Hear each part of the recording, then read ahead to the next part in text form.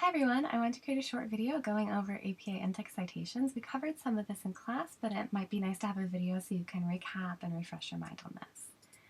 So as we discussed in class, APA stands for the American Psychological Association, and it's the standard format used in the social sciences. So it's used in fields such as psychology, sociology, education, business. And you'll notice that these are fields that are really emphasized at Antioch. We have a lot of business courses, psychology courses. So you're going to be using this formatting for a lot of your essays here at Antioch. One thing to keep in mind is APA emphasizes the year of publication. It's right in your reader's face. So right when I mention the author, in this case Jones, I also include that year, 1998, right there in the text of the essay. You might be wondering why this is. One of the main reasons is in the fields that it's used in, how current the research is really matters. So in psychology, we really want to know what has been found recently in studies versus like MLA, where Shakespeare's Shakespeare, and it doesn't matter that it was written a really long time ago, it's still really important. So you might be wondering, what do you do if there's no date and no author? So if there's no date of publication, it's not necessarily something to worry about. A lot of websites don't have a specific date of publication associated with them. So if you're on a nonprofit website, or if you're on a website like the CDC or Pew, and it's these large research organizations, there might not be specific dates for all the pages on the web page. In that case, use ND. This is the abbreviation for no date. Also, don't necessarily worry if there's no author. A lot of times there's an organization, a corporate group that put together the information. So maybe it was written by a group of people that work in an organization. So a group of people that work at a university, or a group of people that work for the CDC, or a group of people that work for a nonprofit. So you're going to go ahead and use the organization as the author. So here's an example. According to the CDC, no date, and some other information. So here I do want to put no date so that the reader doesn't think I just forgot to include that information. Another difference between MLA and APA is in APA you use just the author's last names even the first time you introduce them. So I'm going to write Coates argued. And you also leave out the authors and speakers' credentials. So in MLA, typically you tell us why we should trust the sources you're including. What degrees do they have? What are they noteworthy for? What are some of the things that they've done in their professional careers? So you might mention that Coates is a journalist and novelist, or you might mention that somebody is a tribal attorney and activist. In APA, you leave that information out, and you just trust that your reader is going to go and research those individuals if they don't already know who the big names in the fields are. A couple ways to format your in-text citations. You can include the name and the date before your quote, and then if you have a page number, it will just be at the end. So those two examples are showing that.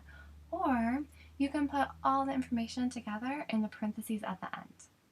So here's an example of that. So we can see at the end of the quote, we have name, year, page number, if available.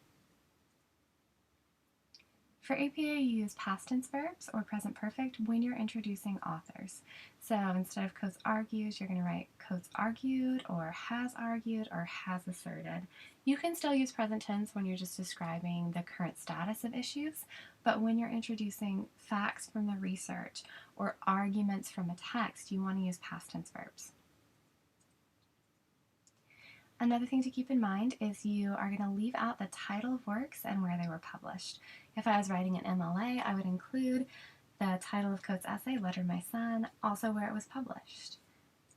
Here's another example. So I read this really interesting article about access to healthy food and dietary habits.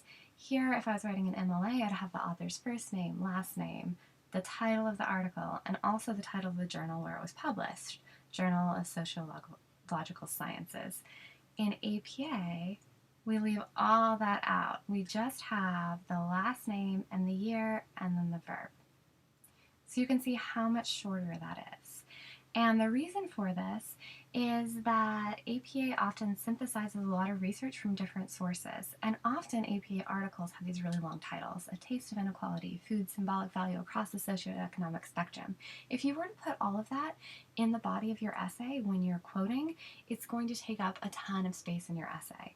All that information, the title, where it's published, can be found on your references page, so you just don't include it in the body of your essay, and it saves a lot of space. If you want to mention that it's an article, you can. You can just say, in the article, Fielding Singh argued, 2017 argued.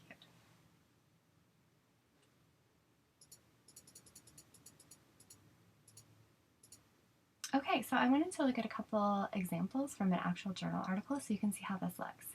So here we have some of the writer's own synthesis and ideas, and then we have some paraphrasing. So even though this is a paraphrase, not a direct quote, we still want to include author's last name, year, and then past tense verb. We can also see this here. We have two authors and year, past tense verb. One of the things we talked about in class was that it's typical in APA to paraphrase more often than quoting. For this class, you might quote a little bit more because we're analyzing rhetoric and the writing style, so that's fine too. Whether you're paraphrasing or quoting, we do want to have where the information's from. And then here you're going to see et al. So I want to talk a little bit about when to use et al. And what that means.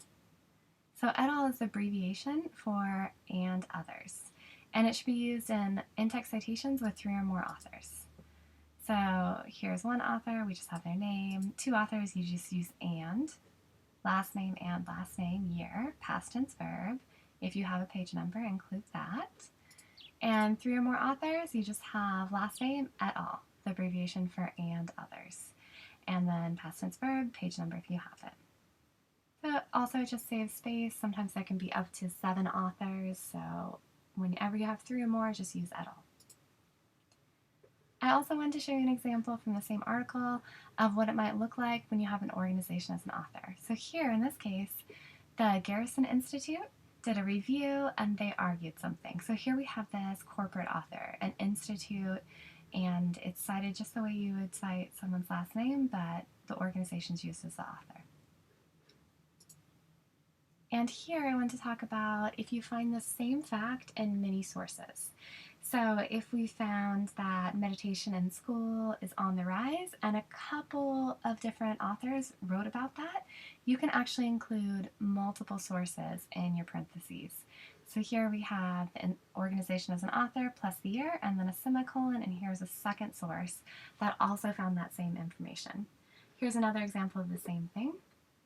So if we talk about what meditation does and how it functions, it's a deliberate act of regulating attention through the observation of thoughts, emotions, and body states. So this is a paraphrase, so there's no quotes around it, and it's a paraphrase of information that's presented in a couple of different sources.